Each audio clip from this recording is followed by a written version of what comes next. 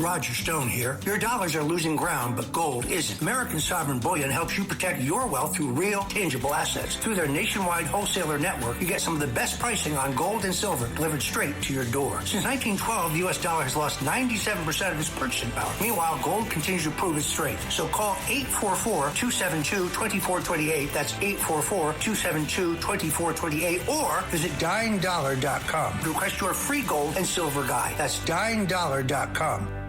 Listen, all you New Yorkers. Excuse me. Taxi. Okay, man, we're looking around. This is the 77 WABC minicast. Sal Licata. They're all talented kids, but I really like Sal a lot. And he had a shot at the midday. Did a good job. Him and Brandon Tierney did a good job. Craig came back, and, you know, it's a tough business, but Sal is still doing great. Has his own podcast, and he's on SNY, and I like him. So here he is making his debut on Sid Friends in the morning, our old buddy, Sal Licata. Sal, good morning, pal. How are you? What an honor. I appreciate the opportunity. Been way too long, Sid. How's it going? Congrats on all the success. I mean, my God, President Trump, Stephen A. Smith, this is unbelievable. It is surreal. I'm being serious, Sal. It's even crazy for me, and it's been great. We're having a great time here. 10 years already at ABC, but you're doing well, too. I do play your clips every now and then from your podcast. I'm happy for you. And you're doing the TV stuff still. And, you know, you're young and handsome. And you still wear those Michael Vick jerseys, or you're done with that? Is that over? No. Come on. See, that's 20-something years ago. After the dog fighting, I moved on from Michael Vick. No, you didn't. No, you did not. You still wore it. No, did I? I don't remember that. I don't remember. No. I mean, you got to understand, you're walking in with a Michael Vick jersey, Eddie Scazzeri's walking in with a Dan Marino jersey, Dave Bunzel's wearing some unknown soccer player jersey. This was a place of business. Well, yeah, right. What I will say is those are my fondest memories of being in the business 20-something years ago, hanging out with you guys. You were on the air, we were behind the scenes, but just the camaraderie that we shared.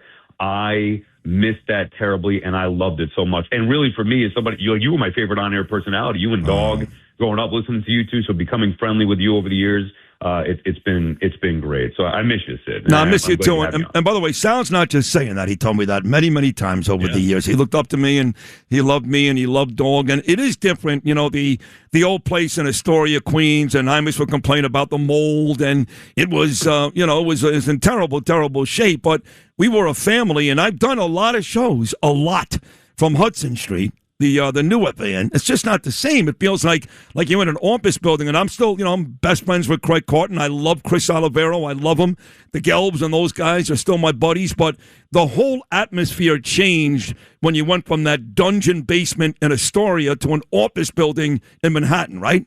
Yeah, 100%. It was not the same. So for me, once they decided to move, it was the old days. The good old days were over. It just felt more corporate and business-like. Yes. That's why I'm grateful that I had the opportunity to work with the legend, whether it was Imus there and hanging out with his crew, obviously Mike and the Dog, my two favorites, getting the chance to work with those guys, you and Jody, you and Joe, you being a part of the Imus show. To me, those are the glory days. I agree with you. Those were the glory days. But I'm glad you got a shot at the midday show. And you guys did a very good show, you and Brandon. But again, you're still doing a terrific job on your own podcast. So let me get right to it.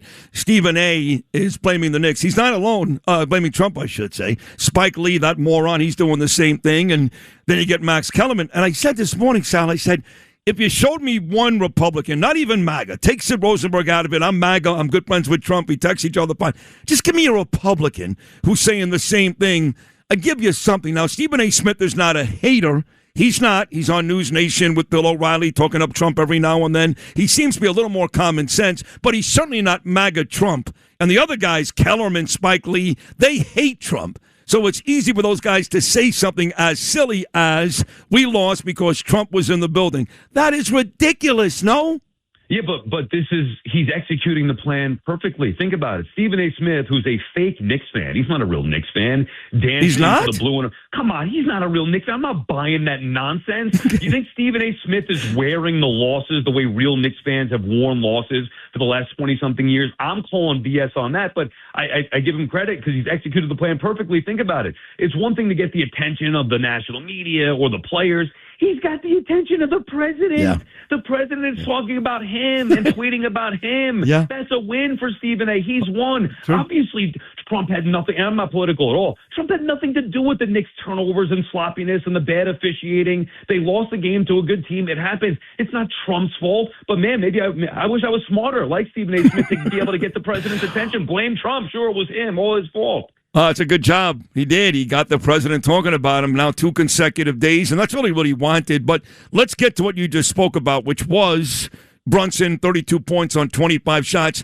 Brunson has had one good quarter. That's the bottom line. He's had a magnificent season. We're all ready to put Brunson ahead of Patrick Ewing as the third greatest Knick ever behind Frazier and Willis, and he might deserve to be there when it's all said and done, but he has not had a good series. He's had 3 relatively ineffective games, and the officiating was an issue in Game 3. And like you said, San Antonio is a really good, young, physical, big basketball team. So what do you expect to see tonight, Game 4 at Madison Square Garden? I think tonight's it just comes down to what you believe in. I believe the Knicks are legit, and I believe they're the better team in this series, and they were going to win this series from the beginning. I believe that they're going to have their best effort tonight and bounce back. The overreaction is ridiculous.